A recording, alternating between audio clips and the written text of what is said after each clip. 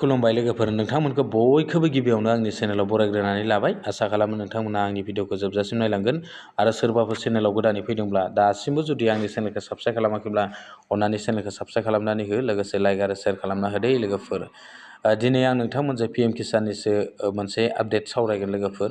मैयानो जि PM किसाननि 22थि जि इनस्टलमेन्टनि जि फैसा सोनाय दै लोगोफोर, बेनि फैसा सोनायनि जि हाबाफारि बियो जानानै थांबाय लोगोफोर। मैया PM किसाननि 22 इनस्टलमेन्टनि फैसाखौ सोनानै हरबाय जे भारतनि प्राइम मिनिस्टार नरेन्द्र मदि बिथाङा।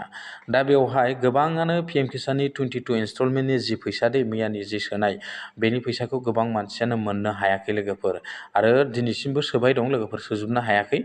नाथाय बेनि गेजेराव मानि थाखाय नोंथांमोना बे PM किसाननि 22 इनस्टलमेन्टनि फैसाखौ मोननो हायाखै, बेखौ आं दिनै नोंथांमोननो फोरमायगोन आरो लोगोफोर। गिबियावनो नोंथांमोनहा अन्नानै आंनि चेनेलखौ साबस्क्राइब खालामनानै होबानो जाबाय, लोगोसे लाइक आरो शेयार खालामनानै हो आरो लोगोफोर।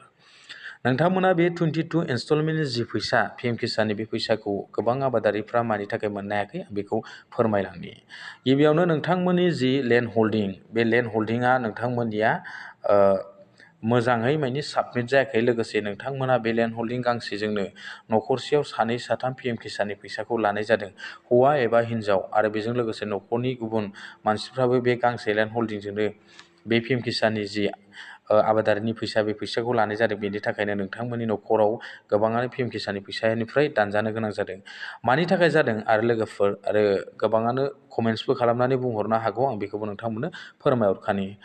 सिगाङाव बेनि जि PM किसाननि जि 20 इनस्टलमेन्ट आरो 21 इनस्टलमेन्ट, बेवहाय गोबां मानसिफ्रानो गांसे लेन्ड हल्डिंजोंनो PM किसाननि फैसाखौ मोनबोबाय थादोंमोन दै। नाथाय बिथांमोना नायबिजिरै बे PM किसाननि जि 22 इनस्टलमेन्टसिम जाफैनाय लोगो लोगोनो न'खरसेयाव साबेसे मोनदों बेखौ बिथांमोना नायबिजिरनानै माखासे न'खरनि सोद्रोमाफोरखौ मानि PM किसाननिफ्राय दाननानै होनाय जाबाय आरो लोगोफोर। दा बेनि थाखायनो नोंथांमोना PM किसाननि 22 इनस्टलमेन्टआव गोबां मानसिफ्रानो बा गोबां आबादारिफ्रानो बेनिफ्राय दानजानो गोनां जादों दे लोगोफोर, बेखायनो नोंथांमोना मोननो हायाखै। आरो बेजों लोगोसे नोंथांमोना EKYC गोबाङानो होनानै लायाखै दे दासिमबो, आरो आं सिगांनि भिडिअआवबो फोरमायखादोंमोन नोंथांमोना EKYCखौ होनानै ला होननानै। आरो बेजों लोगोसे नोंथांमोनहा आधार कार्डजों बेंक एकाउन्टजोंबो लिंक खालामनानै लायाखै। बेनि थाखायबो नोंथांमोना बा माखासे आबादारिफ्रा बे PM किसाननि 22 इनस्टलमेन्ट मोननायनिफ्राय गोजानाव थानो गोनां जादों दे लोगोफोर। बेखायनो नोंथांमोना बेफोर खामानिखौ मावनानै लायैयावनो आरो लेन्ड हल्डिं गांसेजों गोबां आबादारिफ्रानो बे फैसाखौ लानायनि थाखाय 20 इनस्टलमेन्टनिफ्राय बेनि फैसा सोनाया बा न'खरसेयाव सासेल' लेन्ड हल्डिंजों फैसा मोननायखौ बिथांमोना टारगेट खालामनानै नैबे 22 इनस्टलमेन्टसिम गोबां न'खरफोरनि जि गांसे लेन्ड हल्डिंजोंनो PM किसाननि फैसा लानायखौ बिथांमोना दानबोबाय थादों दे लोगोफोर।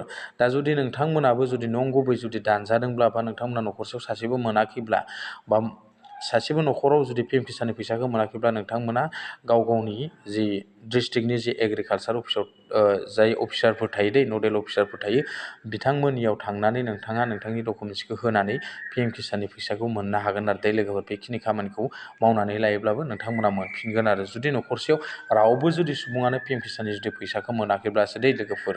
खिन्थु गोबांनियानो न'खरसेयाव सानै साथाम गांसे लेन्ड हल्डिंजोंनो फैसाखौ मोनबोबाय थादों, आरो बेनि नायबिजिरनाया उनावबो थाबाय थागोन लोगोफोर। बेखायनो नोंथांमोना जुदि सोरबाफोर जुदि लेन्ड हल्डिं गांसेजों सासेबो मानसिया जुदि न'खराव PM किसाननि फैसा मोनाखैबा, नोंथांमोना बेखिनि खामानिखौ मावनानै लाहैनो हागोन आरो जुदि मोनखायोब्ला नोंथांमोना बे खामानिया नोंथांमोननिया एक्सेप्ट जानाय नङा दे लोगोफोर। आं बेखिनिखौ दिनै नोंथांमोननो फोरमायहरखाबाय लोगोफोर।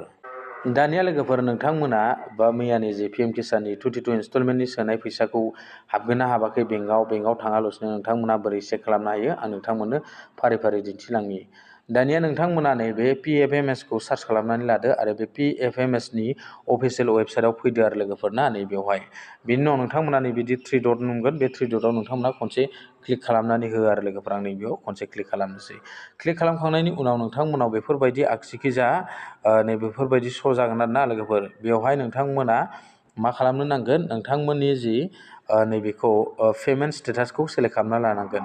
पेमेन्ट स्टेटासाव सेलेक्ट खालामखांनायनि उनाव नैबे ग्रिन कालार ओंखारोना, नैबेवहाय नाउ इउर पेमेन्ट, बेवहाय नोंथांमोना खनसे क्लिक खालामनांगोन आरो आं बेवहाय खनसे क्लिक खालामनोसै।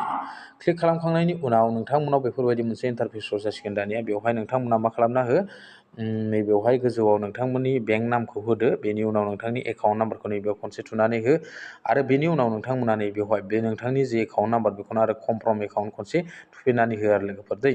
नोंथांमोना बेवहाय नोंथांनि बेंकआ स्टेट बेंक दङब्ला नोंथांमोना स्टेट बेंक अफ इन्डिया लिरथारनांगोन दै लोगोफोर, आरो बेजों लोगोसे नोंथांमोना ग्रामिन दंबा ग्रामिन फुलै नोंथांमोना बे बेंकनि नामखौ बेवहाय लिरनांगोन। बेनि उनाव एकाउन्ट नाम्बारखौ होदो, बेनिफ्राय कनफार्म एकाउन्ट खननै होबानो जाबाय नोंथांमोना एकाउन्ट नाम्बारखौ। बेनि उनाव नैबेवहाय केपचार कड दंना, बे केपचार क'डखौ नैबे गाहाय बक्सआव फिलआप खालामनानै लादो।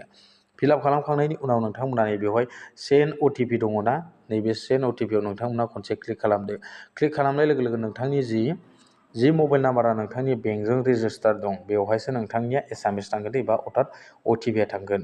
अटिपिखौ थांनाय लोगो लोगो नोंथांमोना अटिपिखौ बेवहाय इन्टार खालामनानै होदो आरो इन्टार खालामखांनायनि उनाव नोंथाङा मानि जि बेलेन्स बा मानि फैसाया नोंनाव बे बोसोराव हाबखो, बे 2026आव गासैबो बेवहाय दिन्थिजोबगोन दे लोगोफोर। बेनिफ्राय नोंथांमोना फारि फारि चेक खालामनानै लानो हागोन आरो नोंथांनि पिएम किसाननि फैसाया बेवहाय हाबमारदोंना हाबमाराखै, नोंथांमोना बेवहाय मैयानि फैसाया हाबना हाबाखै बेखौ माने नोंथांमोननो दिन्थिगोन आरो लोगोफोर दै। नोंथांमोना बेबायदिहै गाव गावनि बेंकआव थाङालासिनो नैबे PFMSनि अफिसियेल वेबसाइटआव फैनानै नोंथांमोना चेक खालामनानै लानो हायो आरो लोगोफोर। आं बेखिनिखौ दिनै नोंथांमोननो फोरमायहरबाय। बेबायदिनो नेक्स्ट भिडिअ लोगो मोनसिगोन। थेंक इउ, बाय बाय, गोजोन्थों।